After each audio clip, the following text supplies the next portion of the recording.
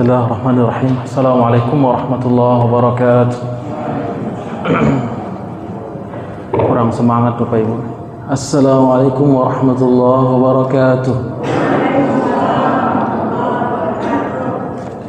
Alhamdulillahi rabbil alamin. Nahmaduka rabbi kama yanbaghi li jalali wajhika al-karim wa 'azimi sultanih. Asyhadu an la ilaha illallah wahdahu la syarika lah. Wa asyhadu anna Muhammadan 'abduhu wa rasuluh. Allahumma salli wa sallim wa barik ala sayyidina al-Mustafa Muhammadin wa ala alihi wa ashabihi wa man ihtada bi hadihi wa sanna bi sunnatihi ila yaumiddin. Subhanaka la 'ilma lana illa ma 'allamtana innaka antal 'alimul hakim. Allahumma 'allimna ma yanfa'una wanfa'na bima 'allamtana wa zidna ilman ya rabbal alamin. Amma ba'du. Hadirin wal hadirat kaum muslimin muslimat, Bapak Ibu jamaah kajian tadabbur Al-Qur'anul Karim yang dirahmati oleh Allah insyaallah. Bersyukur kita pada Allah pagi yang cerah ini, yang sejuk ini Allah mengumpulkan kita di lokasi yang terbaik, di rumah Allah, di Baitullah, dalam amal yang terbaik yaitu majelis taklim. Semoga pertemuan kita ini dan seterusnya yang berlalu, semua pertemuan ini diberkahi oleh Allah Subhanahu wa taala, menjadi catatan amal baik kita, catatan amal kita. Amin ya rabbal alamin. Kita lanjutkan surah Al-Balad. Kan begitu Pak Ibu? Surah Al-Balad ya. Terakhir kita membahas ayat yang pertama, la uqsimu bihadzal balad. Baik, sebelum kita memulai membahas tafsir dan mentadabburi maknanya, kita baca sama-sama suratul Fatihah dan surat Al-Balad. Suratul Fatihah dilanjutkan dengan surat Al-Balad. Baik. A'udzu billahi minasy syaithanir rajim. Bismillahirrahmanirrahim. Alhamdulillahi rabbil alamin. Ar-Rahmanir Rahim. Maliki yaumiddin. Iyyaka na'budu wa iyyaka nasta'in. Ihdinas siratal mustaqim. Siratal ladzina an'amta 'alaihim ghairil maghdubi 'alaihim waladdallin.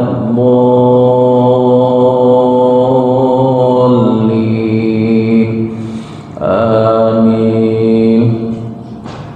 Bismillahirrahmanirrahim. La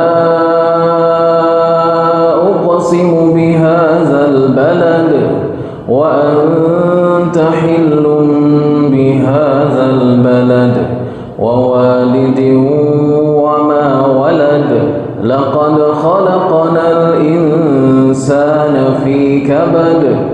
Ayahsabu an lan yaqdira alayhi ahad. Yaqulu ahlaktu malan lubada. Ayahsabu an lam yarahu ahad. Alam naj'al lahu 'ainayni wa lisanan wa shafatayn wa hadaynahu النجدين. فلقتحم العقبة وما أدراك ما العقبة. فك رقبة أو إطعام في يوم ذي مسغبة يتيما ذا مقربة أو مسكينا ذا متربة ثم كان من الذين آمنوا وتواصوا بالصبر وتواصوا بالمرحمة أولئك أصحاب الميمنة والذين كفروا بآياتنا هم أصحاب المشأمة عليهم نار مؤصدة. Sadaqallahul azim. Terakhir kita sampaikan la uqsimu maknanya Allah bersumpah. Allah bersumpah bihazal balad, dengan negeri ini, dengan memakai isim isyarah atau kata tunjuk dekat, haza, menunjukkan bahwasanya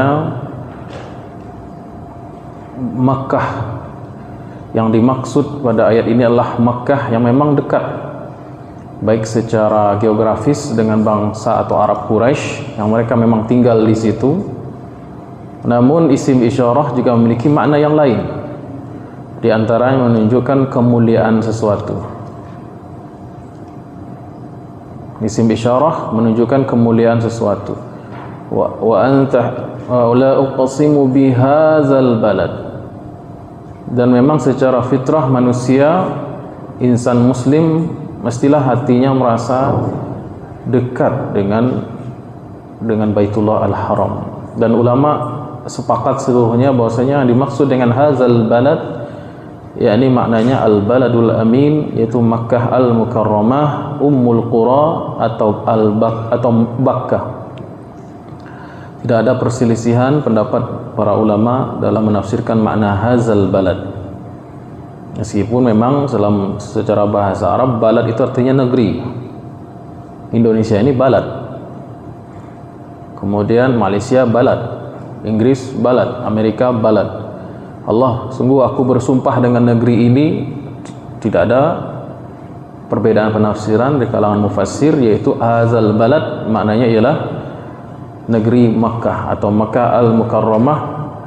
Kita sebut Bakkah juga bisa, Makkah atau dengan sifatnya Makkah al-Mukarramah, atau disebut juga dengan Ummul Qura, induk daripada negeri-negeri, atau juga disebut dengan Al-Haram karena kemuliaannya, atau disebut dengan Al-Baladul Amin dalam surat At-Tin, ya, At-Tini waz-Zaituni waz-Zaituni wa Turi Sinina wa hadzal baladil amin. Ya, kadang disebut dengan al-balad saja, yaitu negeri atau kota Makkah, tanah haram. Baik, kita masuk ke ayat yang kedua, wa anta hillun bihadzal balad. Wa anta hillun bihadzal balad. Sebagian mufassir menggabungkan makna ayat 1 dan makna kedua ini menjadi satu kesatuan. Menjadi satu kesatuan. Maknanya, aku bersumpah demi kemuliaan negeri atau kota Makkah, tanah Al-Haram ini. Kenapa? Alasannya, wa anta hillun bihadzal balad. Disebabkan kamu wahai Muhammad hillun ay muqimun au mustaqarran fi hadzal balad, karena wujudmu di negeri ini wahai Muhammad. Ya, ini tafsir yang pertama. Tidak dipisahkan oleh para ulama makna sumpah Allah pada ayat pertama dengan makna ayat yang kedua. Hillun artinya mustaqarrun au muqimun. Engkau bertempat tinggal, wujud kainun hayyun yurzaq. Engkau berwujud di kota Makkah ini wahai Muhammad. Tidaklah indah kota Makkah itu melainkan karena wujud engkau di situ. Itu maknanya.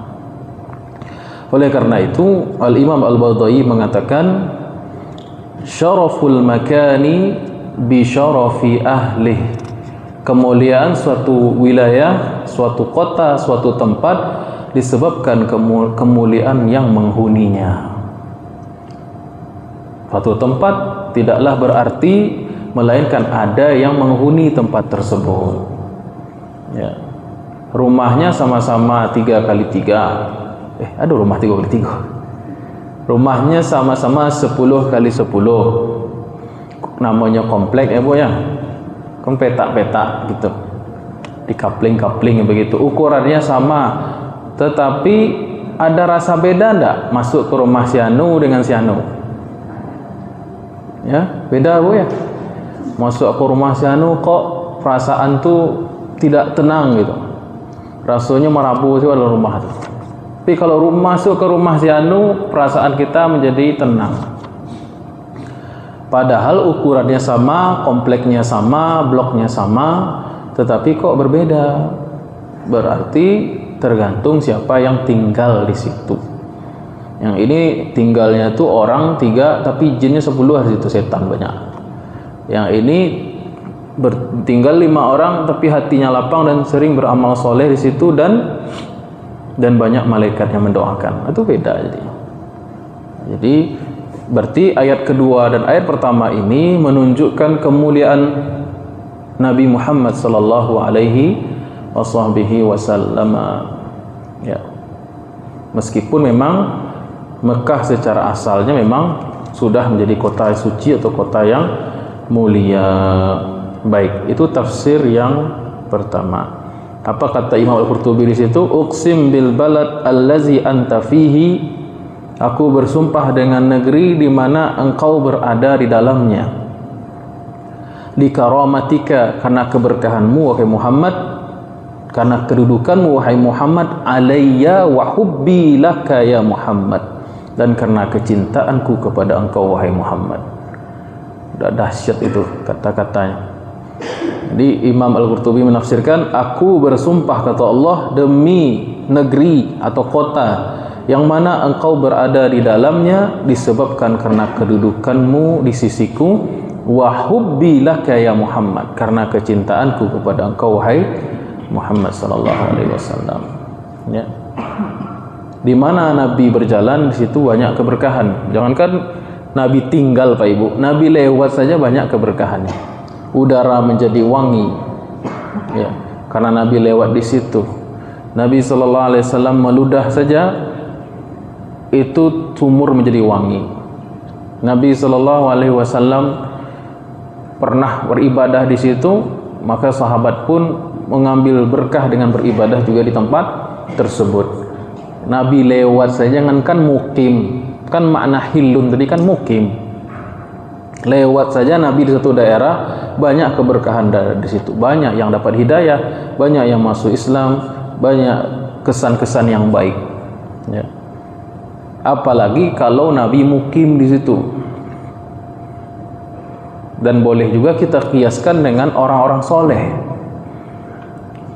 Jadi kalau orang-orang buya-buya dahulu yang cerita yang berterima dari orang-orang gaib, banyak buya itu diminta tinggal di suatu daerah.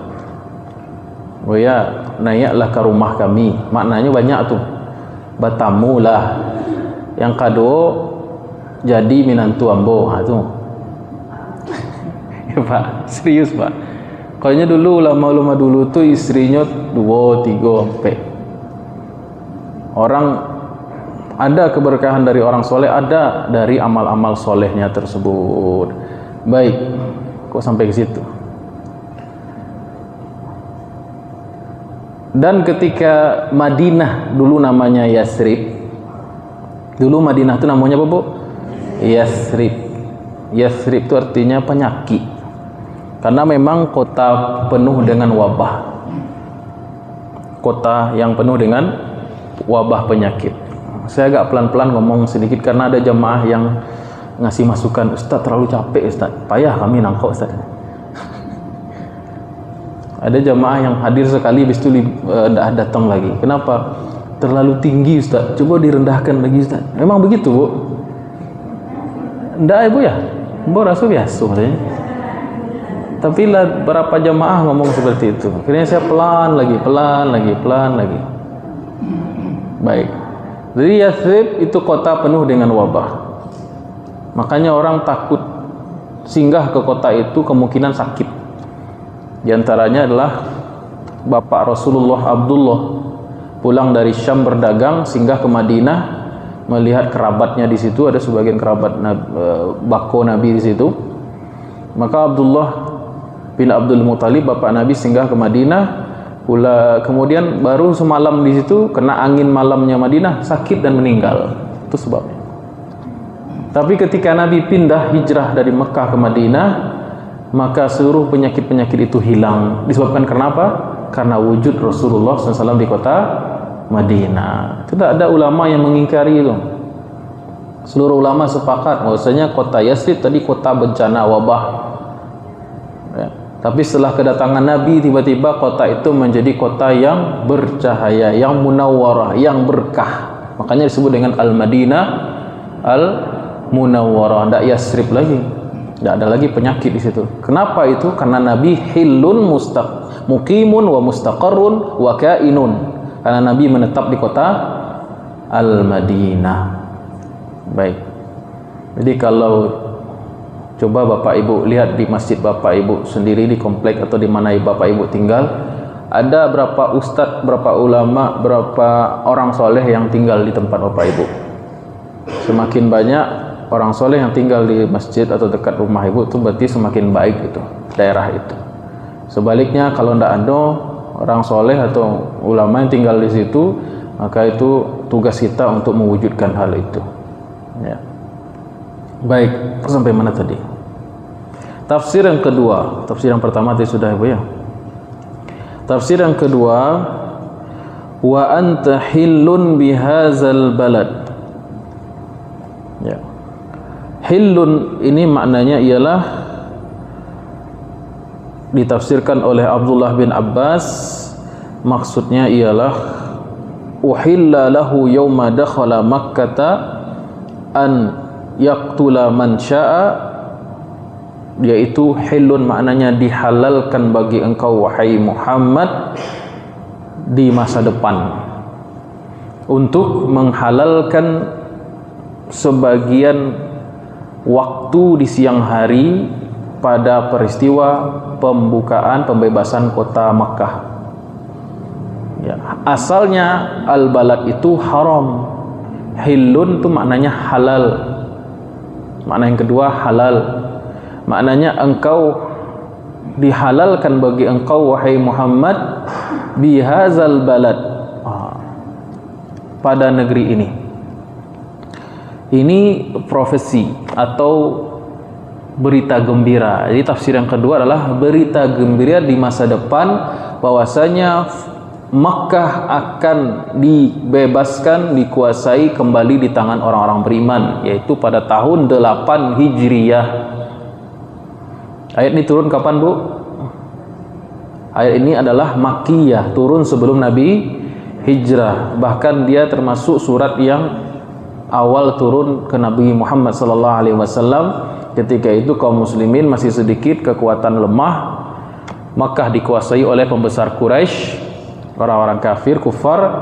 Namun turun ayat, la uqsimu bihadzal balad, aku bersumpah demi kemuliaan negeri ini, wa anta hillun, maknanya engkau di masa depan akan menguasai Makkah bersama kaum muslimin, orang-orang beriman, yang mana penguasaan Nabi atas Makkah itu merubah sedikit ketentuan hukum, yang mana tadinya tanah itu haram, dihalalkan bagi Nabi satu saat, 1 jam atau beberapa menit untuk membunuh.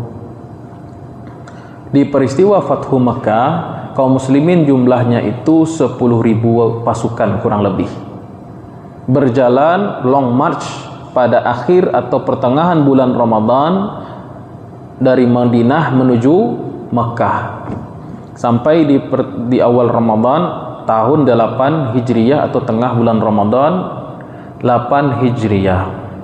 Hampir tidak ada sedikit pun perlawanan dari orang-orang musyrik Makkah karena melihat kekuatan dahsyat dari kaum muslimin. Dan hari itu Nabi mengatakan, haza yaumul marhamah, ini adalah hari kasih sayang.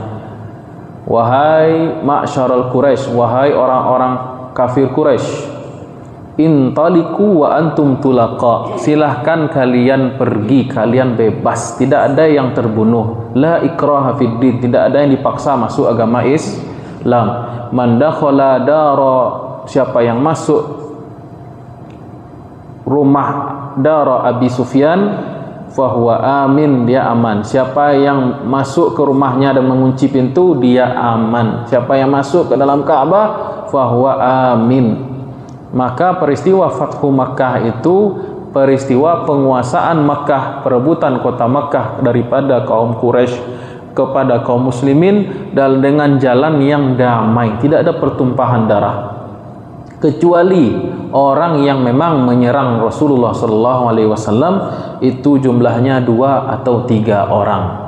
2-3 orang itu yang menyerang Nabi, mencoba membunuh sahabat, itulah yang ditangkap dan dibunuh. Ingat, asasnya Masjidil Haram itu kan haram, tidak boleh terjadi pembunuhan, Ibu. Maka wa anta hillun bihadzal balad, wahai Muhammad, engkau memiliki satu keistimewaan, yaitu ada sebagian kecil dari jam-jam yang berlangsung di tengah siang di hari di mana Fathu Mekah itu berlangsung, dibolehkan bagimu membunuh musuh yang zalim. Itu maksudnya. Wa anta hillun bihadzal balad. Maka kata Ibnu Abbas, uhilla lahu, dihalalkan bagi Nabi yauma dakhala Makkah, hari di mana Nabi memasuki kota Makkah tahun 8 Hijriah pada peristiwa Fathu Makkah itu, an yaqtula man syaa, untuk membunuh siapa yang beliau hendak bunuh. Ya, karena ini sebenarnya perang. Tetapi terjadi sahabat itu mengatakan ini hari balas dendam. Dulu kita diusir, dulu kita diembargo. Bayangkan Bu, 3 tahun diembargo, Bu. Nabi sampai makan daun, anak-anak bayi banyak meninggal, sampai istri beliau pun meninggal sakit beberapa bulan setelah embargo 3 tahun di lembah Abu Talib. Sumayyah harus syahid, ditusuk, mohon maaf, kemaluannya karena dia paksa untuk murtad. Yasir, bapak dari Ammar, dibunuh juga di depan anaknya sendiri. Bilal bin Rabah, sahabat-sahabat banyak yang disiksa di kota Mekah ketika itu. Maka sahabat Nabi tentu sebagian memiliki perasaan inilah saatnya kita berperang untuk membalaskan dendam. Tapi kata Nabi, ini adalah hari perdamaian. Tidak ada yang kukatakan wahai orang-orang Quraisy kecuali apa yang dikatakan Yusuf kepada saudara-saudaranya. Artinya Nabi memaafkan orang-orang Quraisy, silahkan kalian bebas pergi. Tidak ada dipaksa masuk Islam. Justru setelah itu orang berbondong-bondong masuk Islam. Turunlah firman Allah Subhanahu wa taala, "Idza jaa nasrullahi wal fath wa ra'aitan nasa yadkhuluna fi dinillahi afwaja fasabbih bihamdi rabbika wastaghfir innahu kana tawwaba." Itu ayat turun tahun 10 Hijriah, 2 tahun setelah peristiwa Fathu Mekah. Artinya masuk Islam seluruh kabilah Arab.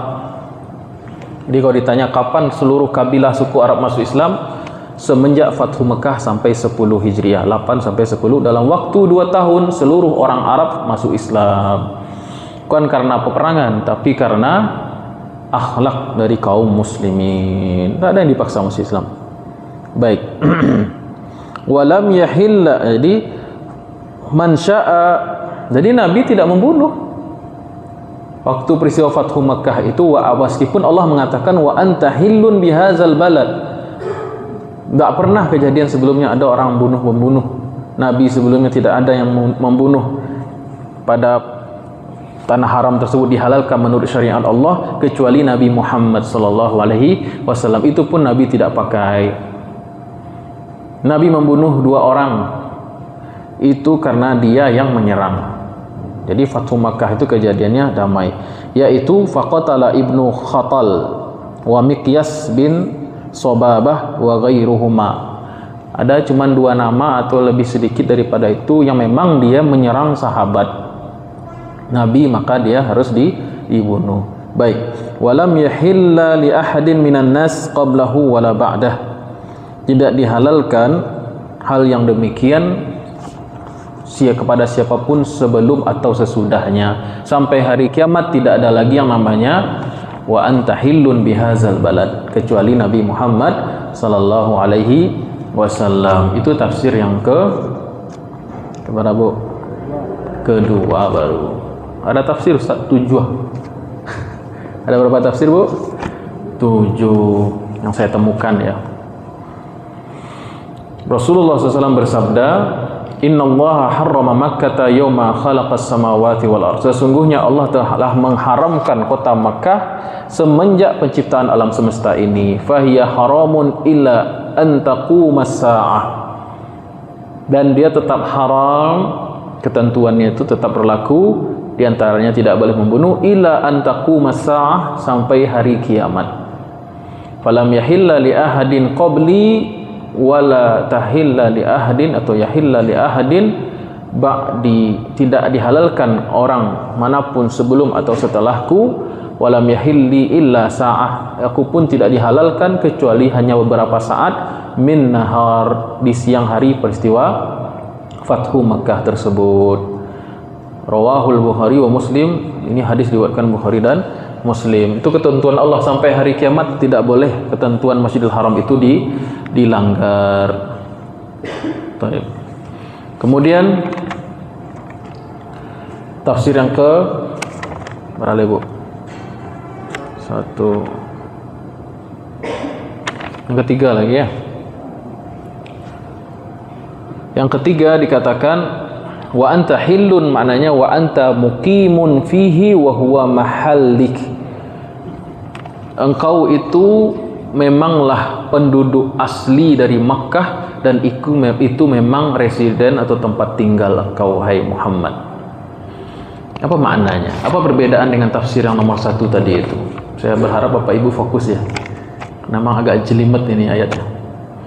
Wa anta muqimun fihi wa huwa mahallih. Engkau itu statusnya memanglah penduduk kota Mekah, dan ini memanglah tempatmu, kota Mekah itu, wahai Muhammad. Kenapa mesti turun ayat ini kepada Rasulullah? Karena saat itu Rasulullah sallallahu alaihi wasallam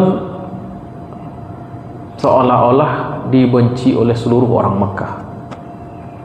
Orang kafir Quraisy itu tidak senang dengan wujud kehadiran Nabi Muhammad sallallahu alaihi wasallam. Ada yang membuang kotoran ke depan pintu Nabi setiap hari. Ada yang membuang duri-durian di jalan di mana Nabi berjalan. Ada yang meludah Nabi setiap Nabi lewat. Ada yang mencaci maki, memfitnah, membuli, ada yang menghina, ada yang bikin makar, ada yang mencoba pembunuhan, ya, bahkan 3 anak Nabi langsung menjadi janda gara-gara dakwah Islam. Kan sempit kota Mekah itu rasanya bagi Rasul. Rasul-rasulnya ampun tidak berhak di sini. Padahal siapa yang punya Mekah itu? Siapa yang menghuni Mekah pertama kali? Kakeknya Rasulullah SAW, Nabiullah Ismail. Secara turun-temurun, keturunan Ismail, Bani Adnan, Quraisy, semuanya itu yang paling berhak menjaga, membagikan air Zam-Zam dan menjaga kota atau Ka'bah. Sementara cucunya yang paling mulia justru yang seolah-olah bukan berhak atas tinggal aman di negeri itu. Makanya wa anta hillun bihazal balad, hiburan Allah kepada Nabi Muhammad sallallahu alaihi wasallam atas tekanan rasul-rasulnya ke tanah awak, ada kampung awak gitu. Padahal Nabilah orang yang paling layak untuk tinggal di situ secara nasab, secara sejarah, apalagi secara risalah. Baik, wa anta muqimun fihi wa huwa mahallik. Justru orang-orang yang tinggal di sekitar Nabi itu numpang sebenarnya itu. Numpang keberkahan siapa? Keberkahan Nabi Ismail, numpang keberkahan dari Nabi Muhammad sallallahu alaihi wasallam. Baik. Itulah para nabi dan rasul. Semua orang mencibir. Allah mengatakan, Allah justru mengangkat, memuji beliau. Semua orang bilang no, Allah bilang yes. Dan itu cukup bagi seorang beriman. Wa anta hillun bihazal balad. Sedih sebenarnya ibu ayat Bu ya. Sedih banget sebenarnya. Yang ke berapa lagi? Yang ketiga ya, 4 ya. Kata Imam Qatadah, seorang tabi'in, mirip dengan tafsir yang ketiga tadi. Anta hillun bihi, engkau memang di situ tempatmu. Anta hillun bihi walaista bi'asim. Maksudnya hil di sini, engkau tidak berdosa wahai Muhammad. Anta hillun, hil di sini artinya tidak berdosa. Walasta bi'asim, kau tidak melakukan kesalahan apapun wahai Muhammad. Terkadang kita melakukan perbuatan baik Pak Ibu, tapi respon orang lain itu jelek kepada kita, sehingga kita pun meragukan apa yang kita lakukan ini benar atau tidak, ya kan Bu ya? Ada Bapak Ibu di suatu situasi seperti itu, niat kita bagus, pekerjaan kita bagus, tapi memang lingkungan itu toksik, lingkungan itu jelek, maka seolah-olah kita yang mengoreksi diri kita, jangan-jangan saya yang salah, padahal kita di jalan yang benar, karena memang lingkungannya sudah terlalu rusak, terlalu beracun, toksik kalau kata anak sekarang bilang. Maka di situ Allah mengangkat Nabi Muhammad, mengokohkan diri beliau, anta hillun bihi, engkau innocence. Apa itu innocence? Kau tidak salah apa-apa wahai Muhammad. Walasta biasim, kau tidak berdosa, justru mereka tuh yang salah. Nabi Muhammad SAW justru orang yang senantiasa berbuat baik, ya, justru berakhlak mulia. Tetapi kebaikan Nabi Muhammad SAW itu, nilai-nilai kebaikan yang ada pada diri beliau itu, karena rusaknya hati orang-orang di sekitar beliau, dianggap itu sebagai keanehan. Ya Bu ya, ada orang elok di tengah-tengah pareman, kira-kira orang elok tuh akhirnya merasa dirinya aneh kan, padahal dia bagus. Nah itu maknanya, anta hillun bihi, engkau bagus, engkau itu jempol wahai Muhammad. Orang tuh yang error, dan engkaunya bagus.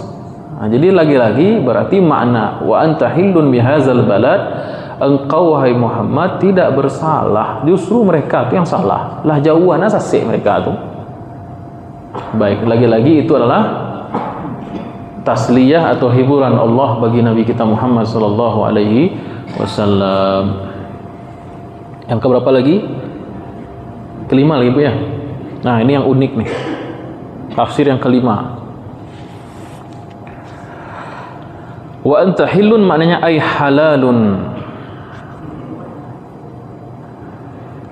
Sebagian ulama mengatakan hum yuharrimuna Makkah an yaqtulu biha saydan.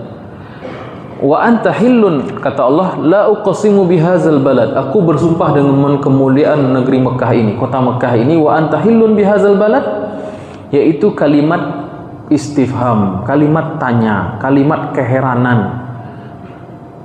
Demikian hebatnya kemuliaan keharaman kota Mekah, sementara engkau statusnya halal bagi orang-orang kafir. Apa status halal itu maksudnya? Kalau bapak ibu sekarang haram statusnya ini. Orang yang bersyahadat, orang yang sholat statusnya haram. Maknanya dijaga darah dan hartanya tidak boleh diusik, kehormatannya. Itu orang yang haram. Tapi kalau orang itu dikatakan dia halal, maknanya dia boleh dibunuh, hartanya boleh diambil, kehormatannya boleh direnggut. Itu makna halal. Ya. Jadi semua kita ini haram. Baik, haram ditumpahkan kehormatannya, tumpahkan darahnya, dan diambil hartanya. Baik. Jadi ibu halal apa haram Bu? Haram. Statusnya haram. Nah, jadi makna wa anta hillun bihadzal balad, demi kemuliaan Mekah ini yang dia itu tanah haram. Kemudian kata Allah, wa anta hillun bihadzal balad, seolah-olah Allah bertanya, mengoreksi, menegur orang-orang kafir Quraisy, sementara engkau dianggap halal di sini sama orang-orang itu. Hum yuharrimuna Makkah, mereka itu mengharamkan Makkah atau memuliakan kota Makkah dengan tidak an yaqtulu biha saydan, dengan tidak membunuh binatang, berburu di tanah haram itu kan tidak boleh berburu di tanah haram. Dan itu tetap dijaga oleh orang-orang Arab jahiliyah. Atau ya'diduna laha syajarah biha syajarah, dan mereka tidak menebang pohon, satu pohon pun tak ditebang oleh mereka karena menjaga kesucian tanah haram. Summa hum ma'a hadza yastahilluna ikhrajika wa qatlika, sementara itu mereka tidak berburu, tidak membunuh binatang, tidak menebang pohon, sementara mereka berusaha membunuh dan mengeluarkan engkau dari tanah ini. Itu maknanya. Jadi aneh ya. Mereka menjaga kesucian tanah haram kafir Quraisy itu karena adat dan tradisi. Jangankan manusia, hewan pun tak mereka bunuh di tanah haram itu. Jangankan hewan, batang pohon pun selamat dari mereka. Tapi kenapa Nabi Muhammad tidak mereka bunuh? Jadi mereka keluar dari sisi kemanusiaan, keluar dari sisi adat istiadat juga. Gara-gara apa? Tidak suka dengan Islam. Baik. Itu tafsir yang Yang kelima, dah 5 saja, salah tulis saya di sini, 5 aja tafsir yang saya temukan. Ya. Ulang lagi, 1 tadi tafsirnya apa, Bu? Aku bersumpah, kata Allah, demi Makkah yang mulia ini disebabkan karena wujud Nabi Muhammad SAW. Ayat 1 dan kedua nyambungnya benar-benar erat gitu. Yang kedua, maknanya ialah di masa depan engkau diberikan hak khusus, yaitu dihalalkan beberapa waktu untuk membunuh lawanmu di peristiwa Fathu Makkah. Yang ketiga, engkau mukim dan memang berhak engkau tinggal di sini, ya Allah. Yang keempat, engkau tidak bersalah, engkau di jalan yang benar. Yang kelima tadi itu, orang-orang ada semacam keganjilan dan keanehan bagi orang-orang kafir Quraisy yang mengharamkan tanaman dan hewan tetapi menghalalkan darah Nabi Muhammad sallallahu alaihi wasallam. Jadi teguran. Ya. Jadi mana tafsirnya? Semuanya tafsir itu berlaku, tidak perlu dipertentangkan. Semua tafsir yang kita sebutkan tadi itu ada di tafsir Imam Qurtubi. Boleh digabungkan seluruhnya. Ya. Yang ke apa ayat tadi itu? La uqsimu bihadzal balad wa anta hillun bihadzal balad. Baik. Yang ketiga, ayat ketiga, wa walidin wa ma walada. Baik. Dan Allah bersumpah atas walid. Apa itu walid? La. Walid itu bapak. Walid secara bahasa artinya bapak. Walidah ibu. Walidan kedua orang tua. Walidain juga dalam bentuk mansub atau majrur. Baik. Jadi kalau walad baru anak. Waladun soleh, anak soleh. Walid orang tua laki-laki. Walidah orang tua perempuan. Jadi walid artinya ab, walidah artinya abi wa ummi. Wama walad, walada dan apa saja yang lahir.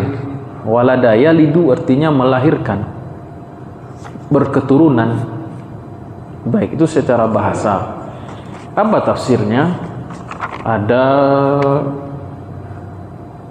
7 ya, 7 tafsir. Jadi tafsir yang pertama, wa walidin, Allah bersumpah dengan demi walid.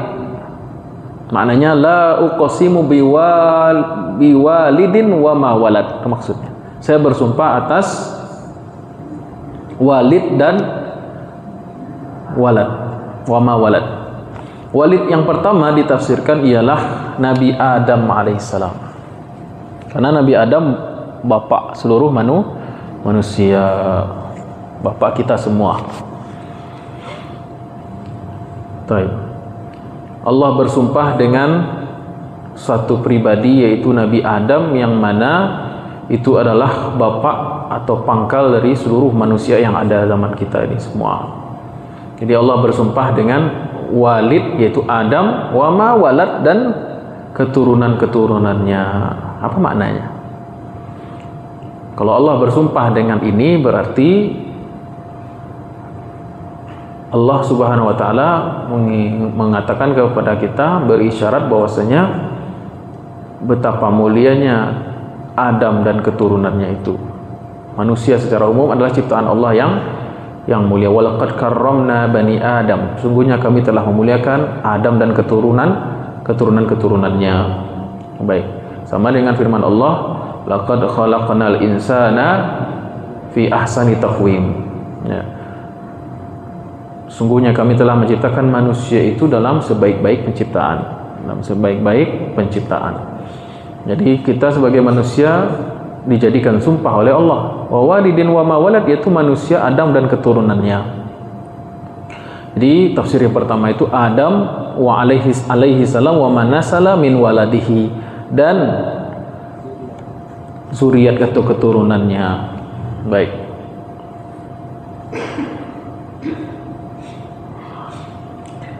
Tapi kata tafsir yang kedua, kata ulama kurang setuju. Kalau dimutlakkan kemuliaan itu ada pada manusia. Memang manusia itu makhluk yang spesial di antara makhluk Allah yang lainnya, tapi kurang tepat juga karena banyak juga keturunan Nabi Adam itu yang kurang ajarnya luar biasa juga, macam Fir'aun, macam Qabil, Namrud, siapa lagi?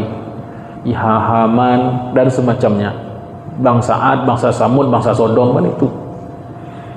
Maka sebagian ulama tidak mengatakan tafsirnya itu yang tepat adalah wa walidin wa ma walad, demi Nabi Adam dan keturunannya yang soleh saja. Itu maksudnya.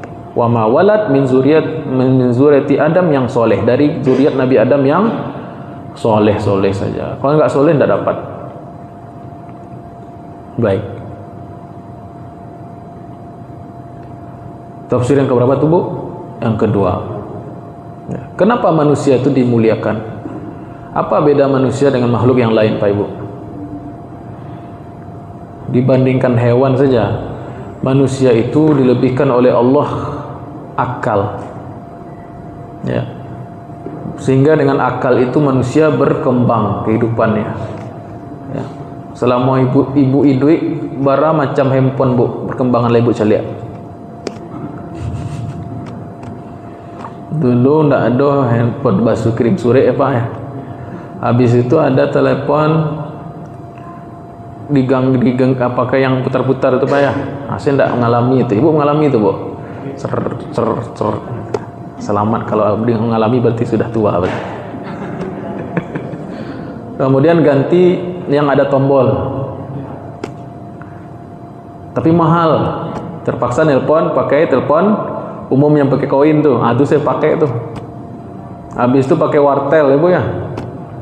Habis itu masuk zaman handphone palaka babi. Handphone besar seri 66 berapa itu? 33 ya, hafal juga.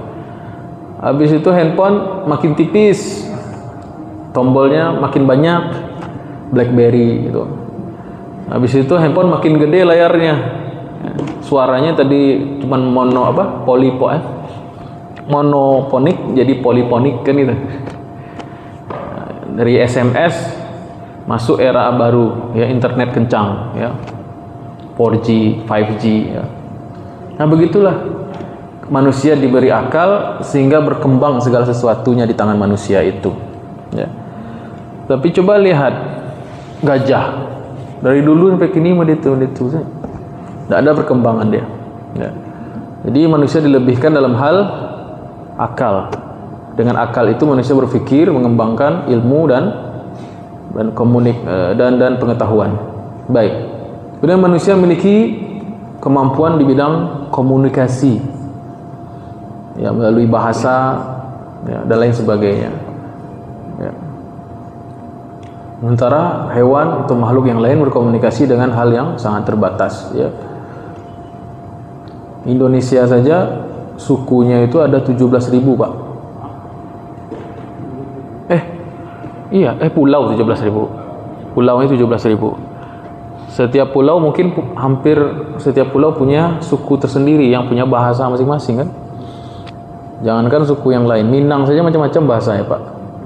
Payu kapai kumbuh lain bahasa orang sini. Payu piaman lain lo bahasa. Nah, itulah. Agak ke Riau kita ketemu di bahasa Oju. Nah, begitulah berkembang ya kemampuan komunikasi, teknologi, pengetahuan manusia.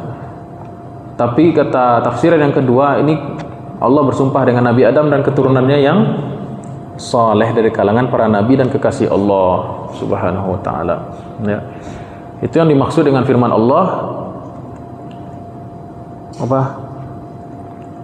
Ataj'alu fiha may yufsidu fiha wa yasfiku ad-dima wa nahnu nusabbihu bihamdika wa nuqaddisu lak qala inni a'lamu ma la ta'lamun. Aku mengetahui apa yang tidak kalian ketahui. Apa maksud aku mengetahui di situ? Inni a'lamu. Aku mengetahui sedangkan kalian tidak tahu, kata Allah kepada malaikat. Kalian tidak tahu bahwasanya dari Adam ini akan muncul para kekasih-kekasih Allah, para aulia Allah. yang beriman kepada Allah, beribadah kepada Allah tanpa melihat Allah Subhanahu wa taala. Jadi wa walidin wa ma walad, dan demi Adam dan keturunannya yang menjadi orang-orang yang hebat. Baik, yang dah hebat dah dihitung. Baik. Kemudian yang ketiga, wa walidin wa ma walad. Walid di sini bapak, di sini maknanya ialah Nabiullah Ibrahim. Jadi demi Nabi Ibrahim wa ma walad, dan keturunan-keturunannya. Baik. Kenapa Nabi Ibrahim? Nabi Ibrahim sangat erat kaitannya dengan kota Mekah juga.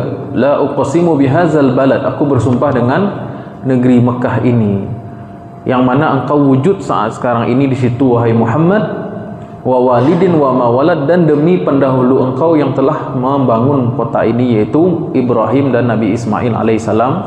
Jadi wa walidin, dan demi bapak yaitu Ibrahim, wa ma walad, dan Ismail dan keturunannya tentunya. Dan salah satu keturunan dari mereka itu adalah Nabi Muhammad sallallahu alaihi wasallam, puncak ya, khatamul anbiya. Baik. Pernah saya singgung di sini Pak Ibu mengenai Nabi Ibrahim. Ternyata Nabi Ibrahim itu punya 4 orang istri. Istri yang pertama bernama Sarah. Istri yang kedua Hajar. Istri yang ketiga Qanturah. Istri yang keempat Hajun. Baik, kita urutkan. Ternyata keturunan dari Ibrahim itu muncul dari Siti Hajar dulu. Lahirlah Ismail. Ismail menikah dengan orang-orang dari suku Jurhum. Lahirlah Arab Ismail, atau keturunan dari Arab, keturunan Nabi Ismail. Ya, nanti ujungnya Nabi Muhammad SAW. Baik, umur Ismail 13 tahun, ibunda Sarah diberitahu oleh 3 malaikat, Jibril, Mikail, Israfil, yang bertamu di rumah Nabi Ibrahim, memberitahu bahwasanya istrinya akan hamil di usia yang sudah tua, yaitu ibunda Sarah. Maka lahirlah anak yang kedua, laki-laki, bernama Ishak. Nah, Ishak dibesarkan di kota Palestina. Punya anak, Ishak itu lama juga punya anaknya. Sudah tua juga baru punya anak. Tapi sudah dikasih tahu sama Allah bahwasanya engkau akan punya anak namanya Ishak. Setelah Ishak nanti menyusul namanya Yakub. Jadi sejak kehamilan ibunda Sarah itu sudah dikasih tahu sama Allah bahwasanya kau akan punya anak Ishak, dan Ishak nanti punya anak Yakub. Tapi tidak disangka bahwasanya anak itu juga lahir cucu Nabi Ibrahim ini ketika bapaknya Ishak di usia yang sudah senja juga. Nah, Ishak melahirkan 2 anak. Yaitu Ishak punya istri, istrinya melahirkan 2 anak, yaitu Nabi Yakub anak kedua. Anak yang pertama bernama Yus. Jadi saya kasih petanya lah. Halo. Nih, wama walidin wama walad. Ibrahim. Ada nampak, Bu? Baik. Nampak, Bu? Enggak.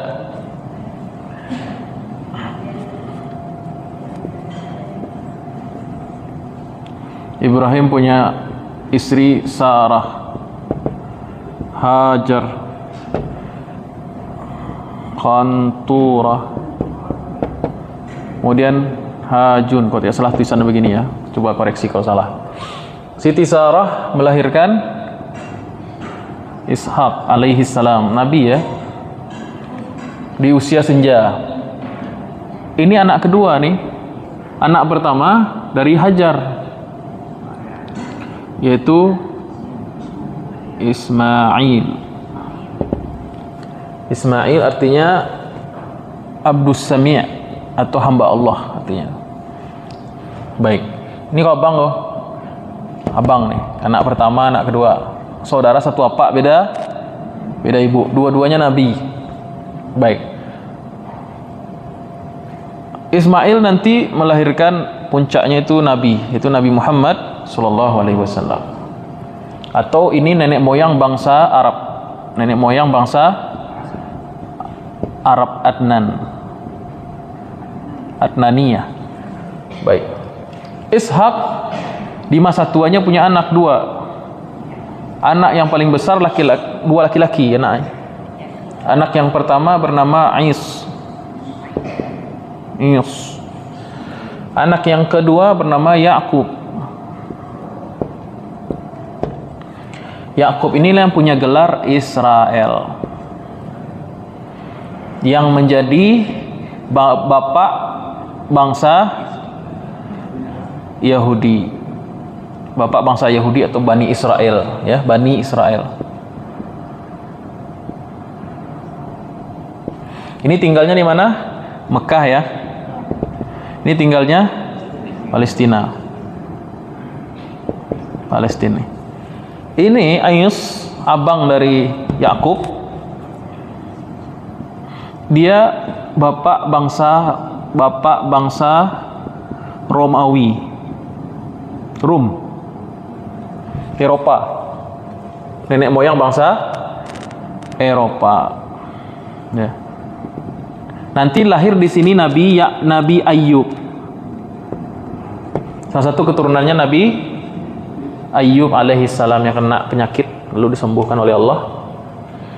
Nah, ketika Siti Sarah meninggal dunia, barulah Nabi Ibrahim menikah dengan istri yang ketiga, Siti Qanturah atau Sayyidah Qanturah. Sayyidah Qanturah ini punya 6 anak. Berapa? Berapa? 2, 3, 4, 5. Pas. Qila dikatakan satu keturunan Qanturah itu adalah bangsa Jawi atau bangsa Melayu. Qila dikatakan, ya, saya nggak tahu pasti, tapi ada yang membuat hipotesis. Jadi bangsa Melayu itu keturunan Ibrahim dari jalur Siti Qanturah, salah satu dari 6 anaknya ini. Baik. Setelah Qanturah meninggal, Nabi Ibrahim menikah lagi dengan Sayyidah Hajun. Keturunannya saya tidak tahu. Ya.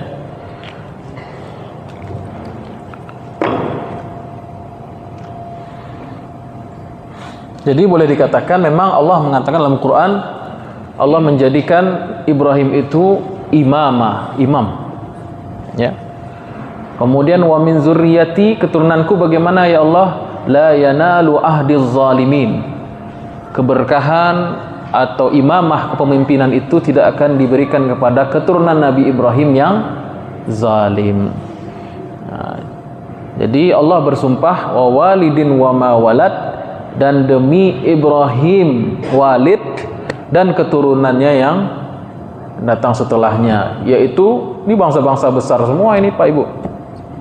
Bangsa Eropa, bangsa Israel, Yahudi, bangsa Arab, ya. Mungkin sebelah timur juga bangsa Turki atau bangsa Melayu juga masuk di sini, keturunan dari Nabi Ibrahim. Baik. Itu tafsir yang keberapa?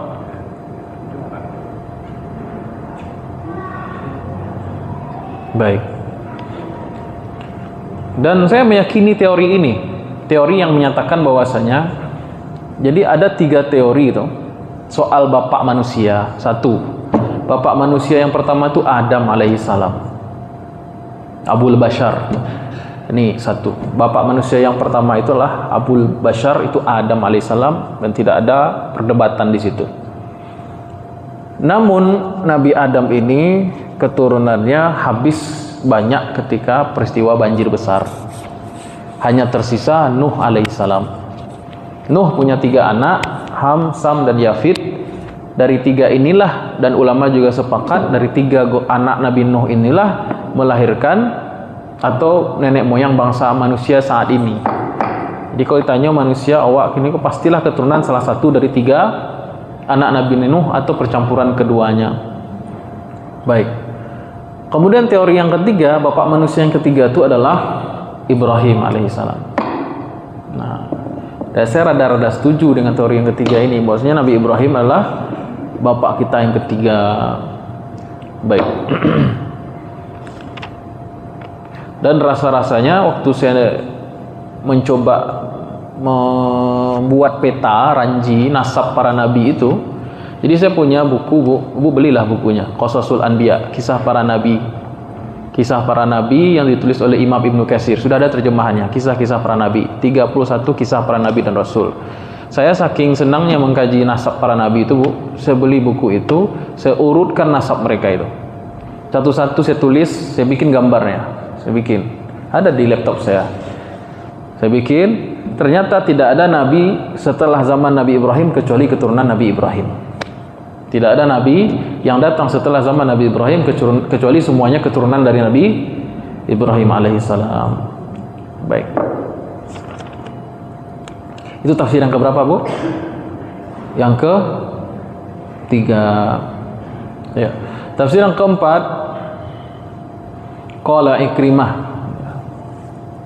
an Ikrimah, ya, dari sahabat Ikrimah berkata, wa walidin wa ma walad, maksudnya allazi yuladu lahu wal akhiru, yaitu demi Allah bersumpah demi manusia yang memiliki keturunan, walid, wa ma walad, ma-nya di situ manafiyah, maksudnya allazi lam yulad atau al-akhir, yang tidak melahirkan.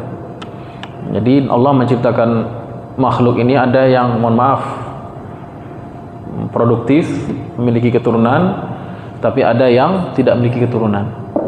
Dua-duanya Allah sebutkan di sini, wa walidin wa ma walad. Itu pendapat yang keempat ya. Yang kelima, wa walidin wa ma walad, yakni huwa umumun fi kulli walid wa kullu maulud. Maknanya ialah umum, setiap yang melahirkan dan yang dilahirkan. Jadi Allah bersumpah dengan setiap yang melahirkan dan dilahirkan. Ya, jadi Allah bersumpah atas kait mengait atau hubungan antara orang tua dan anak. Ya, dan itu adalah tanda-tanda kekuasaan Allah. Hubungan antara orang tua dan anak. Orang tua yang melahirkan, walaupun perempuan yang melahirkan, tapi kan tidak mungkin perempuan hamil sendiri, ya, kecuali ibunda Maryam, ya, tidak mungkin perempuan hamil sendiri. Kalau hamil tanpa nikah banyak gini, tapi pastilah ada laki-lakinya di situ yang menghamili. Baik. Jadi Allah bersumpah dengan apa? Dengan keumuman makna orang tua dan yang melahirkan. Maknanya apa di sini? Kalau Allah sudah bersumpah atas nama orang tua dan anak yang dilahirkan, menunjukkan hal itu luar biasa. Bagaimana pengorbanan orang tua, bagaimana anak dibesarkan, ya, dan lain sebagainya. Baik. Tafsir yang ke-5, 6. Wa walidin wa ma walad. Nah, ini yang tafsir yang paling saya senangi ini. Yakni Allah bersumpah dengan walid.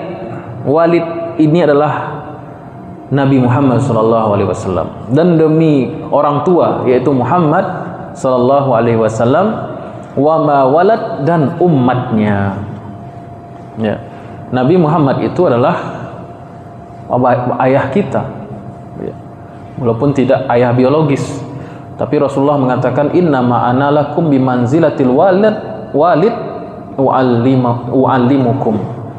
Adapun saya, sesungguhnya aku kedudukannya sama dengan orang tua kalian yang menasihati kalian. Nama ana lakum bimanzilatil walid. Sesungguhnya aku ini bapak kalian, kata Rasul sallallahu alaihi wasallam. Ya. Bahkan melebihi dari ayah kita sebenarnya Nabi itu. Melebihi status daripada seorang ayah. Ayah bisa memberikan manfaat di dunia saja, tetapi Nabi di akhirat. Ayah mengenalkan kita dengan ilmu, Nabi Muhammad SAW mengenalkan kita lebih daripada itu. Innama ana lakum min manzilatil walid u'allimukum sallallahu alaihi wasallam. Baik. Sebab itu istri-istri Nabi disebut dengan ummahatul mukminin. Istri Nabi disebut dengan ibunya orang beriman. Meninggal Nabi, istri Nabi menjadi janda, tidak boleh dinikahi oleh siapapun setelahnya. Nabi meninggal, kemudian istrinya menjadi janda, istri beliau menjadi janda, tapi tidak boleh dinikahi oleh siapapun juga. Ya. Sama hukumnya kalau bapak kita menikah, Pak Ibu, kemudian meninggal bapak, maka janda dari bapak tak boleh dinikahi oleh anak. Mati pajak. Baik. Maksudnya apa sih? Misalnya seorang bapak punya istri dua nih. Istri yang pertama ibu kita, ibu saya misalnya. Istri yang kedua itu kan menjanda, habis itu bapak meninggal. Nah, boleh saya nikahi. Nah, itulah kira-kira. Jadi Ibunda Aisyah, Ibunda Sofiyah, Ibunda siapa lagi nama istri Nabi itu? Istri-istri Nabi seluruhnya itu adalah haram dinikahi setelah kematian beliau, karena statusnya adalah ummahat, ibu-ibu orang beriman. Makanya an ummil mukminin, dari ibu orang beriman, Aisyah radhiyallahu an, itu hadisnya. Kemudian lanjut. Jadi ada berapa tafsir tuh? 6 tafsir. Di sini ada kata-kata Imam Qurtubi yang saya catat. Allah Subhanahu wa taala bersumpah dengan kota Mekkah, kemudian dengan Nabi Muhammad sallallahu alaihi wasallam, walidin wa walad, dan demi umatnya. Ya, Allah bersumpah atas Nabi Muhammad dan umatnya setelah Allah bersumpah dengan negerinya, yaitu Makkah al-Mukarramah, mubalaghatan, dalam sebagai bentuk hiperbol, sebagai bentuk kalimat pujian dalam mengakui kemuliaan fi tasyrifihi alaihi salatu wassalam, dalam mengakui kemuliaan beliau sallallahu alaihi wasallam dan umatnya.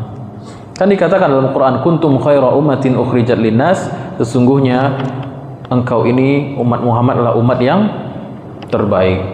Baik. Laqad khalaqnal insana fi kabad. Lanjut. Laqad khalaqnal insana fi kabad. Ini jawab sumpah. Allah bersumpah dengan 2 ya.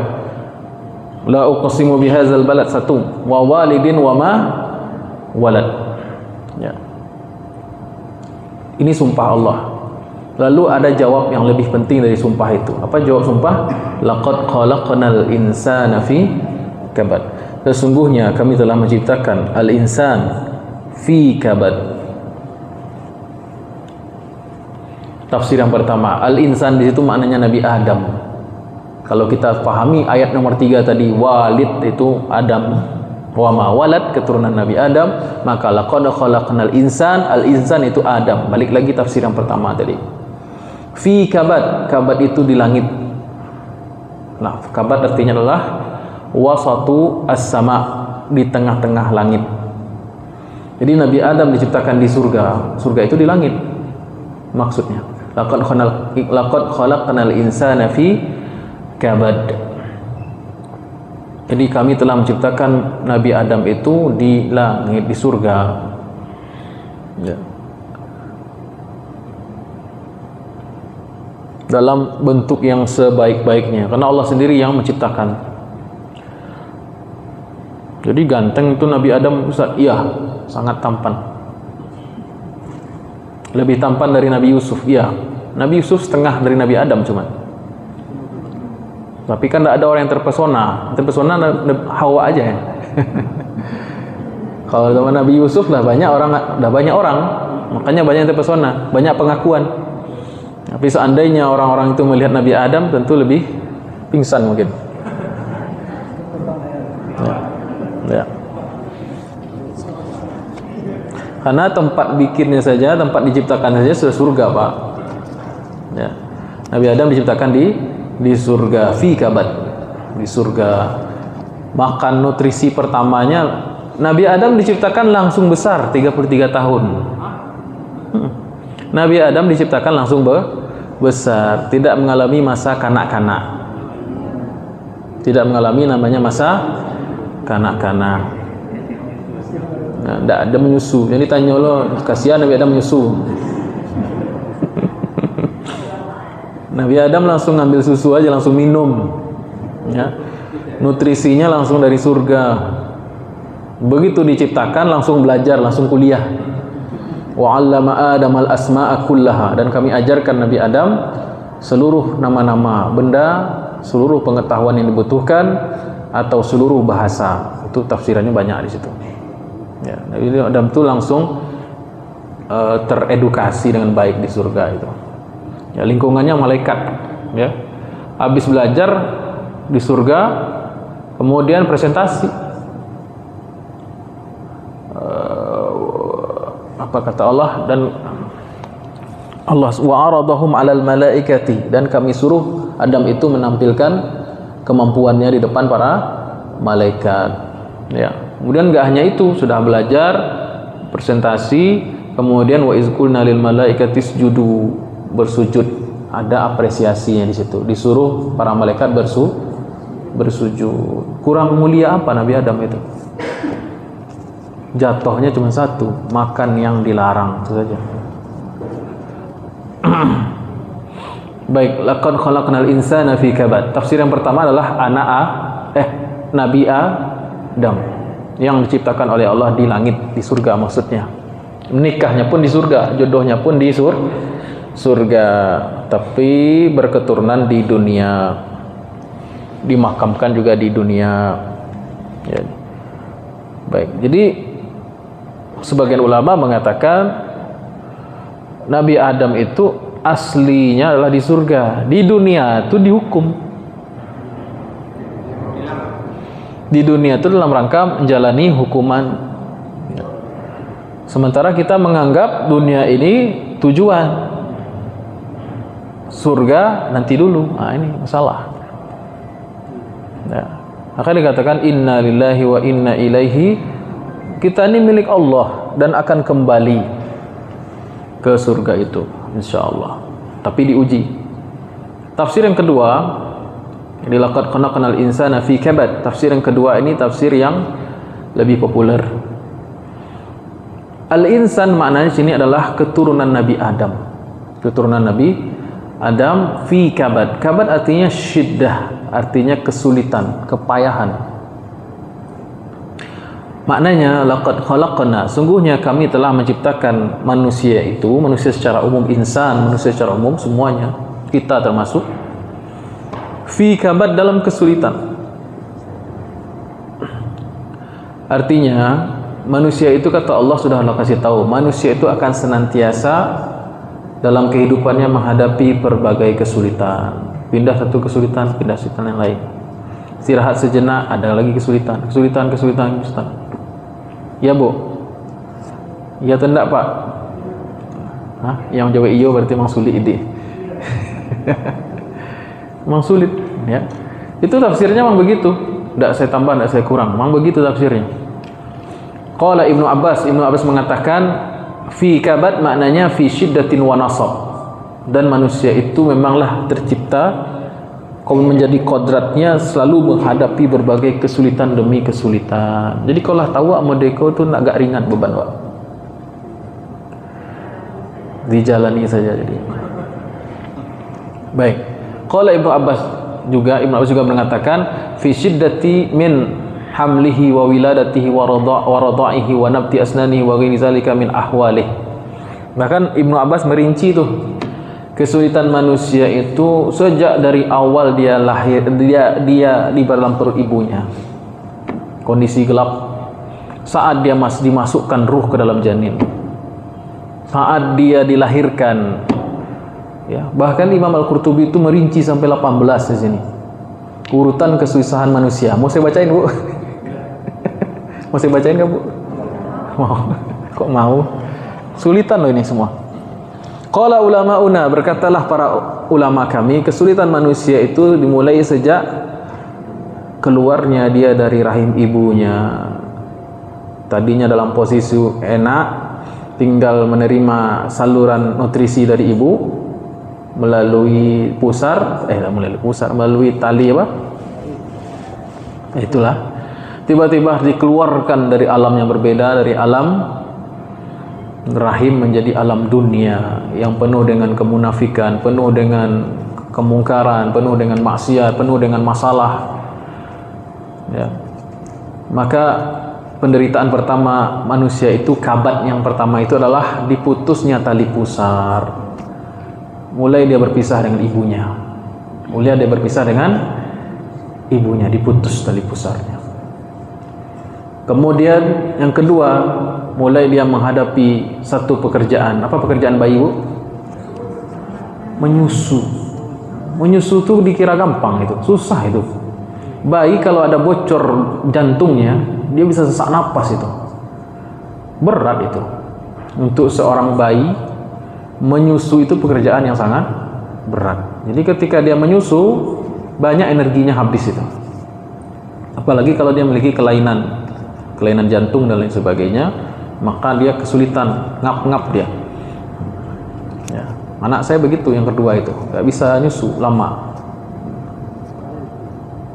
Kemudian yang ketiga, setelah itu menahan sakit tumbuhnya gigi susu ini lah ya, biasanya demam anak.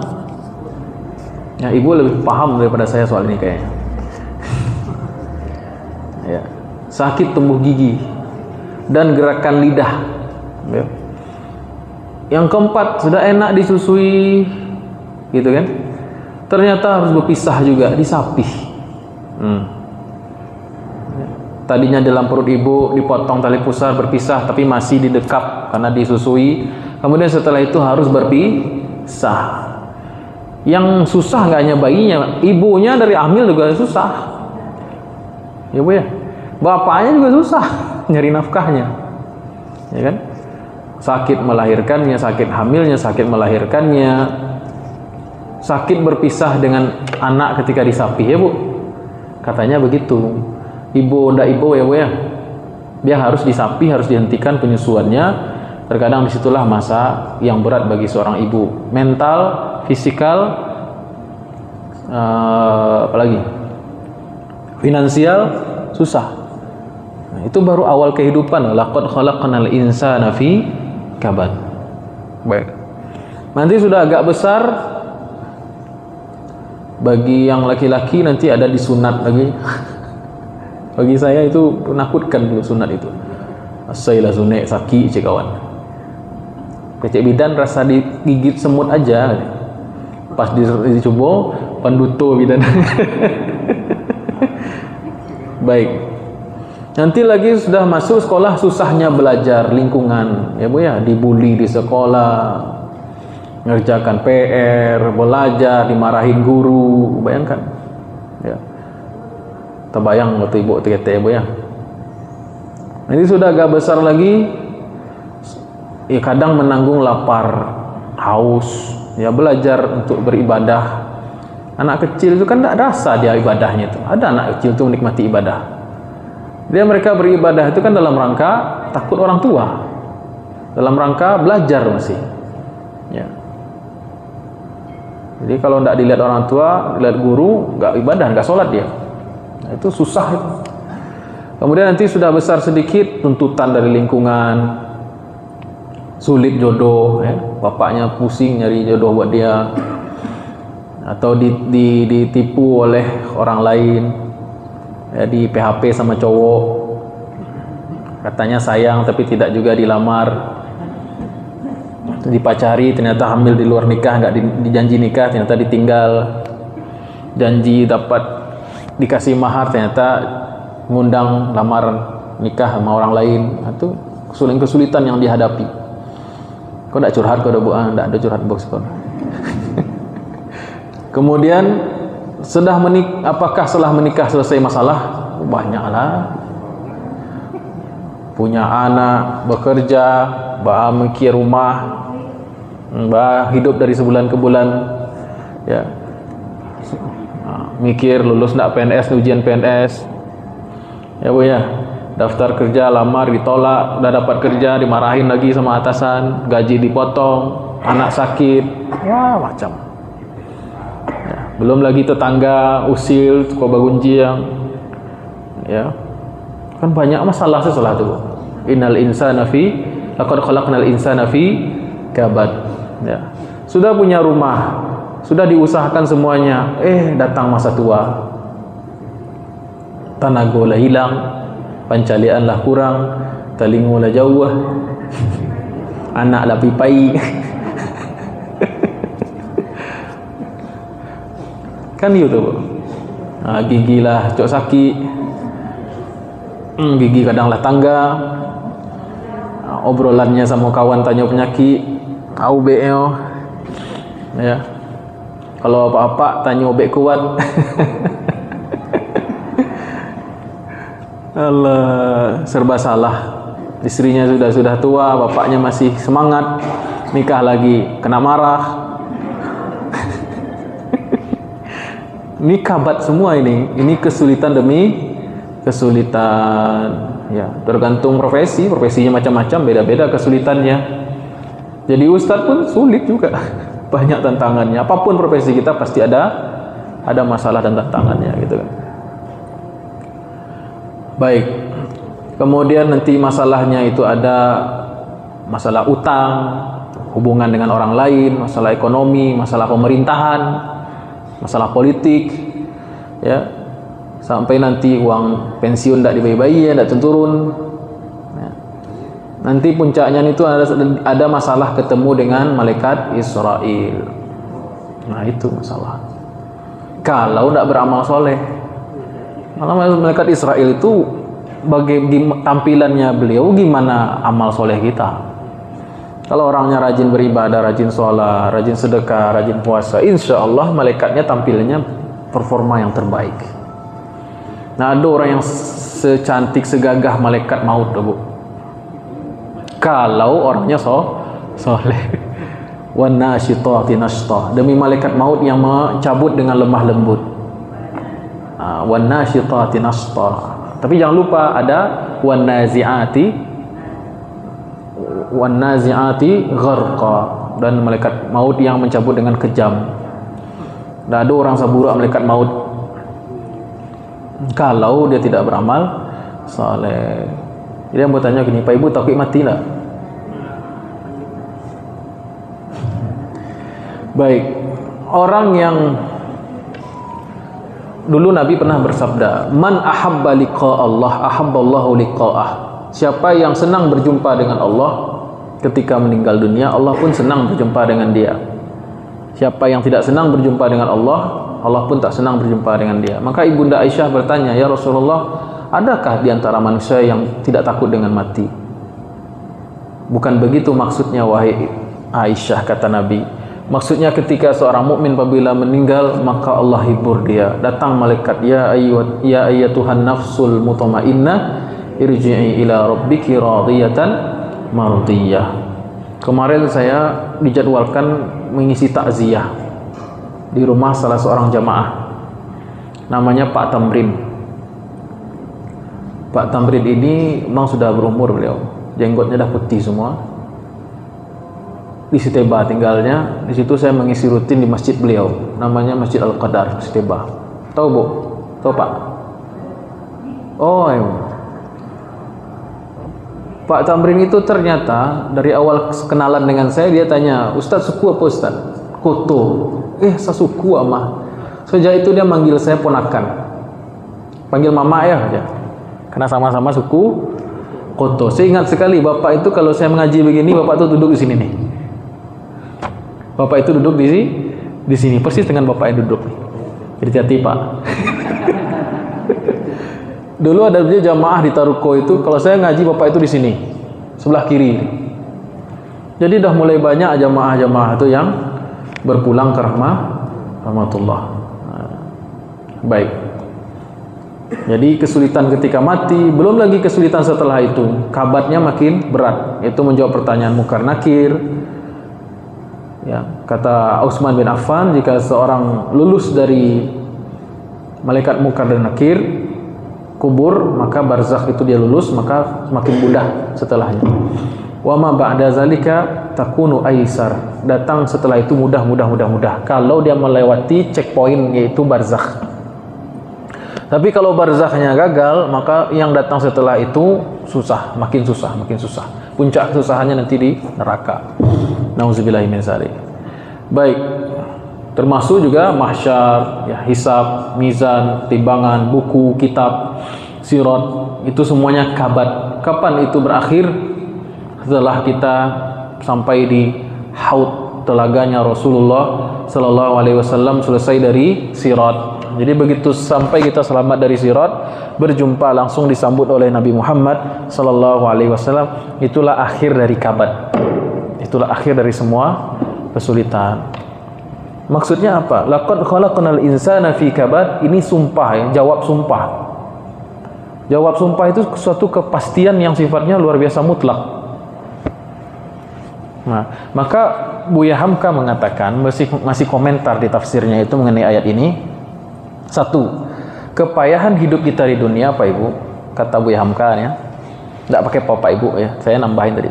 Kata Buya Hamka, kepayahan hidup di dunia ini sudah menjadi suratan takdir. Itu kata Buya Hamka. Suratan takdir, tidak saya ubah bahasanya, memang itu bahasa beliau. Kepayahan hidup di dunia ini sudah jadi suratan takdir. Kalau tahu itu suratan, berarti kita lebih tenang menghadapinya dibandingkan orang yang menganggap hidup ini adalah happy-happy. Nah, hidup cuma sekali, ayo kita happy-happy katanya. Salah. Justru kalau kita tahu kepayahan itu, di balik kepayahan itu ada perjuangan, di balik perjuangan itu ada buah yang manis. Baik.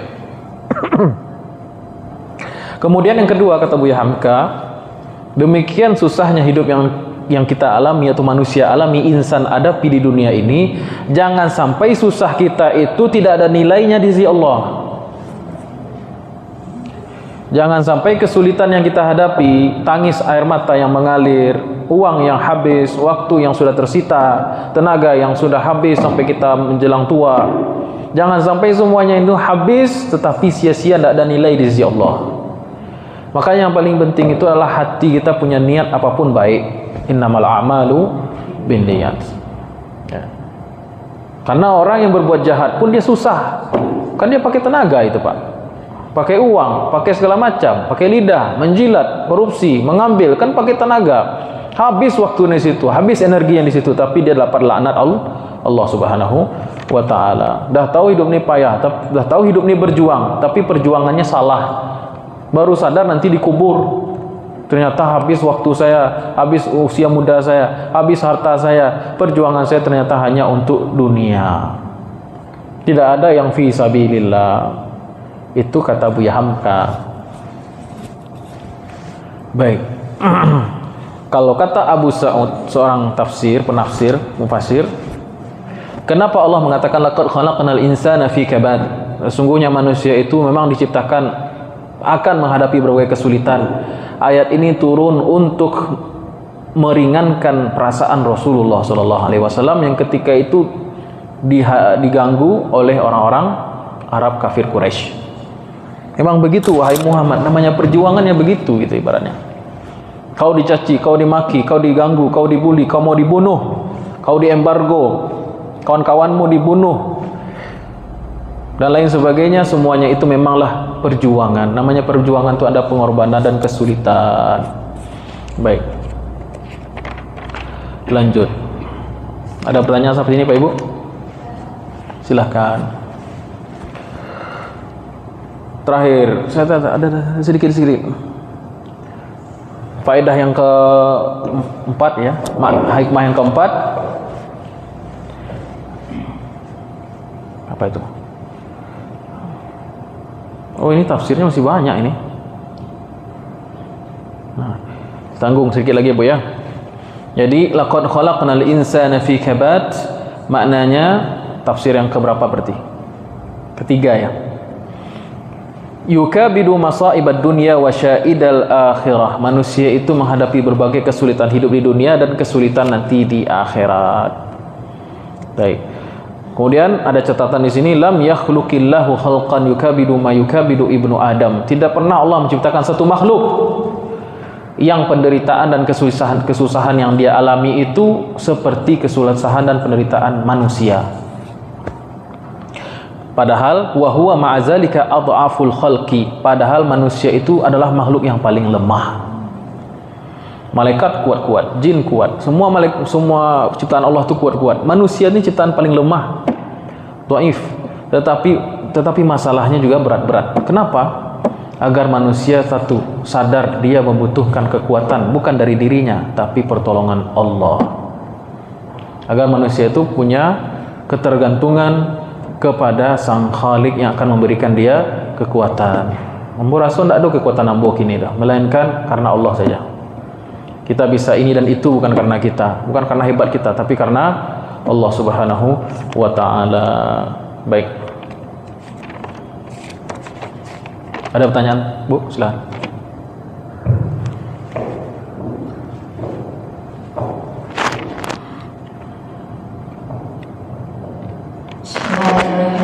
Assalamualaikum warahmatullahi wabarakatuh. Makasih Ustaz atas paparannya tadi. Tadi kalau nggak salah saya dengar Ustaz mengurutkan tentang nasab kenabian. Itu tidak ada lagi Nabi setelah Nabi Ibrahim. Nah kemudian berarti kita ini turunan Nabi Ibrahim. Bagaimana dengan dulunya kita tahunya kita ini turunan Nabi Muhammad. Itu yang pertama. Gimana Bu? Gimana? Dulu kan tadi kan Ustaz Iya, yang terakhir aja. Gimana kalau kita tahu kita turunan Nabi Muhammad? Dulunya dari kita kan kalau banyak orang, saya kan sama-sama turunan Nabi Muhammad kan gitu. Setahu dari dulu seperti itu, pada dasarnya orang ngomong seperti itu. Nah, yang kedua pertanyaannya Ustaz, bagaimana kita membedakan mazhab yang maksudnya mazhab yang kan ada mazhab ada 4 tuh yang memang menurut sunnah Nabi. Nah, kita bagaimana membedakan mazhab yang dhaif, yang palsu atau yang memang disunahkan Nabi? Karena terlalu banyak saya lihat sekarang ya ilmu agama yang menurut saya sih terlalu entah itu radikal atau apa, saya juga nggak ngerti Ustaz, karena saya nggak tahu juga mau nanyain gimana. Misalnya saja dari segi berpakaian. Nah, saya merasa pakaian kayak yang baju kurung kan istilahnya rok atau kain. Nah, kalau dengan rok itu katanya juga nggak boleh kita sebagai perempuan pakai yang seperti itu. Apalagi itu kalau orang kantoran. Nah itu dan dalam ajaran dia katanya nggak boleh pakaian seperti itu, harus pakaian yang langsung gitu. Nah saya juga nggak tahu dari hadis mana dia dapat yang seperti itu, atau memang ada sunnah dari Nabi seperti itu, tidak boleh wanita berpakaian yang terputus kayak gitu, harus langsung gitu. Jadi saya sulit untuk membedakan yang mana yang memang dhaif hadisnya atau memang yang benar-benar sunnah Nabi. Terima kasih Ustaz. Assalamualaikum warahmatullahi wabarakatuh. Baik. Kita yang disepakati itu 2. Kita keturunan Nabi Adam dan keturunan Nabi Nuh, itu sudah sepakat. Hipotesis yang ketiga, kita keturunan Nabi Ibrahim. Itu hipotesis. Ada yang mengatakan demikian, tapi yang sepakat 2 tadi itu. Tapi tidak ada ulama yang mengatakan kita sepakat keturunan Nabi Muhammad. Tidak. Yang keturunan Nabi Muhammad itu beda lagi namanya. Namanya Ashraf atau Habaib atau Habib itu, Sayyid itu. Nah, itulah mereka disebut dengan Ashraf. Nah, kita jangan ngaku-ngaku pula kita keturunan Ashraf padahal kita tidak Ashraf. Nah, kita Syarif atau Syarifah, tidak boleh. Jadi tidak ada yang mengatakan kita keturunan Nabi Muhammad. Makanya saya heran tadi, ada orang yang kita semua keturunan Nabi Muhammad. Tidak, kita semua umat Nabi Muhammad, iya. Tapi bukan keturunan Nabi Muhammad Sallallahu Alaihi Wasallam. Tapi kalau yang pasti itu kita keturunan Adam dan keturunan Nabi Nuh, itu udah pasti dah. Jadi masuk turunan Nabi Muhammad, misalnya ada turunannya kesekian dari Nabi Muhammad gitu. Ada, memang ada. Itu sudah dibahas pertemuan sebelumnya. Ada lembaga khusus yang mengkaji nasab. Orang Arab itu sebelum kedatangan Nabi kita Muhammad SAW memang punya kebiasaan mencatat nasab. Dicatatnya nasab itu sampai Nabi Adam. Kebiasaan orang Arab dari dulu begitu. Apalagi setelah kelahiran beliau Sallallahu Alaihi Wasallam, maka pencatatan itu rapi. Ada lembaganya Rabitah Al-Alamiyah Al-Alawiyah di Jakarta Selatan, di daerah Tebet, daerah mana itu? Saya sering lewat dulu situ tuh. Itu lembaga khusus untuk memastikan, memverifikasi orang-orang yang memiliki nasab Ashraf tadi itu. Jadi bukan pekerjaan kita. Dan kalau ada orang mengaku-ngaku memiliki nasab Nabi, ya tinggal mana buktinya gitu. Mana buktinya? Tapi kita husnuzon, tapi tidak juga percaya mentah-mentah. Ya, baik. Kan sudah pernah kita bahas, Ashraf itu banyak sekali di Indonesia, banyak. Kadang ada syarif itu atau habib itu yang mengaku, ada yang tidak menampakkan. Banyak sekali yang tidak menampakkan itu. Baik dari keturunan Hasan, baik keturunan Husain. Kemudian pertanyaan kedua tadi, mana yang benar? Bukan mazhab ya, mazhab.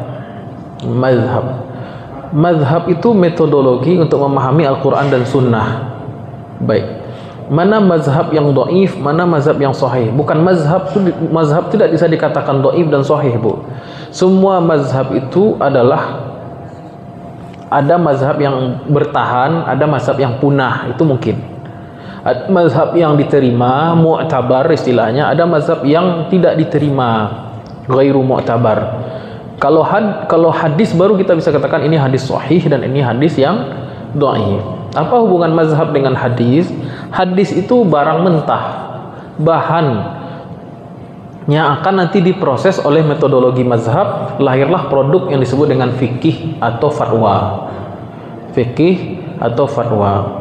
Nah, jadi hadis itu cuma salah satu bahan untuk mempertimbangkan sebuah hukum. Nah, terus agak loncat-loncat sih pertanyaan Ibu.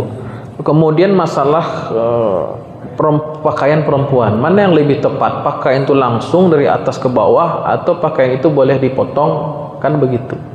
Dulu ributnya kencang sekali di kampus saya di IPB nih. Orang HTI mengatakan PKS itu, akhwat-akhwat PKS, perempuan-perempuan PKS itu bajunya nggak bener itu. Bajunya karena dia pakai rok.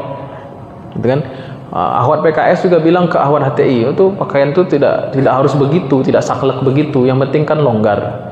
Nah, pertama yang dipahami itu ialah kalimat jalabib atau jilbab itu apa maksudnya?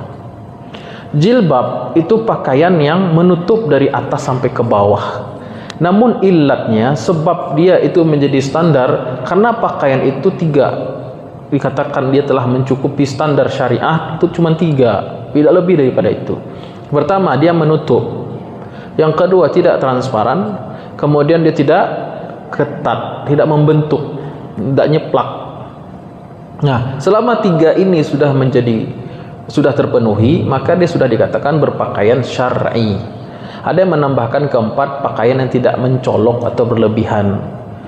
Nah, itu namanya tabarruj. Baik. Selama sudah memenuhi kriteria itu, maka itu sudah dikatakan pakaian syar'i. Mau dia potong 2, mau potong 10, terserah. Asal dia itu tertutup. Terkadang yang satu potong itu kalau dia ketat gimana? Kan enggak juga. Atau dia satu potong tetapi dia transparannya enggak kena juga. Udah masuk kalau kriteria. Nah, kenapa kaum muslimah saling berdebat soal itu? Tidak produktif sekali.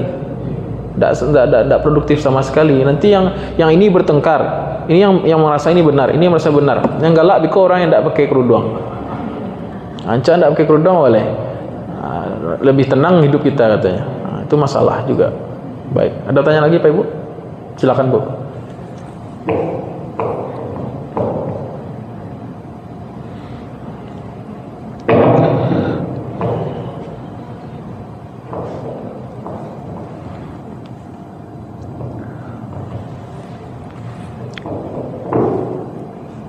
Assalamualaikum warahmatullahi wabarakatuh.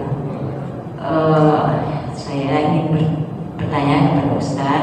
Tadi saya mendengar keterangan Ustaz bahwasanya kesulitan manusia itu bila setelah menjalani Shiratal Mustaqim dan berjumpa dengan Nabi Muhammad.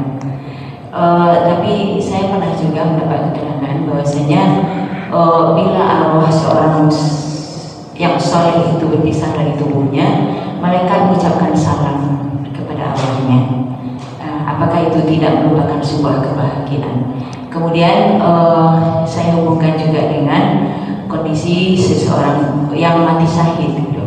Itu orang mati syahid, ada di Quran mengatakan, kalau saya tidak salah, jangan dikira orang mati syahid itu mati padahal dia adalah hidup di sisi Allah gitu kan. Jadi dalam hal ini itu pertanyaan saya yang pertama. Yang kedua, saya ingin minta keterangan dari Ustadz, apa yang dimaksud mati syahid? Roh yang mati syahid itu hidup di sisi Allah, dan apa bedanya dengan roh orang saleh yang sudah meninggal? Baik. Gitu. Dua pertanyaan saya Ustadz. Itu saja. Assalamualaikum warahmatullahi wabarakatuh. Pertanyaannya bagus, detail. Perjuangan orang yang meninggal husnul khotimah itu juga tingkatan husnul khotimahnya berbeda-beda. Ada yang husnul khotimah memang sejak dia keluar ruh dari jasadnya, dia mendapatkan banyak fasilitas, privilege, kelebihan-kelebihan dari Allah Subhanahu wa taala. Bahkan dia tidak melalui yang namanya hisab, mizan, atau tidak mendapatkan kesulitan apapun sedikit pun. Ini golongan yang paling tinggi, disebut dengan al-muqarrabun atau as-sabiqun. As-sabiqun as-sabiqun ulaika al-muqarrabun. Tapi ada orang yang memang dia husnul khatimah tetapi masih dihisab. Masih dihisab tapi hisaban yasira, hisab yang ringan. Ya. Jadi tetaplah bertingkat-tingkat, Bu. Meskipun orang itu husnul khatimah, tetapi pada perjalanan alam berikutnya itu masih ada perbedaan-perbedaannya. Perbedaan-perbedaannya. Ada yang benar-benar mulus, ada yang ada terkendala sedikit, tapi tetap selamat gitu. Yang celaka itu yang su'ul khatimah. Yang su'ul khatimah ini masalahnya berat, makin berat. Ya. Jadi kalau dikatakan orang yang meninggal itu orang yang dia mendapatkan salam dari langit, iya betul. Tapi bukan berarti dia nanti di mahsyar itu kan digabungkan lagi antara jasad dan ruh. Ya Bu ya.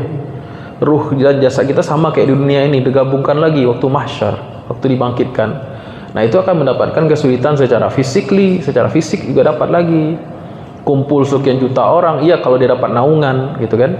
Nah, jadi tetap berbeda status orang yang husnul khotimah. Ada yang ashabul yamin, dia tetap dihisab tapi ringan. Ada ashabul shimal, golongan kiri dihisab dengan berat. Ya. Orang yang melewati sirat pun berbeda-beda kecepatannya kan.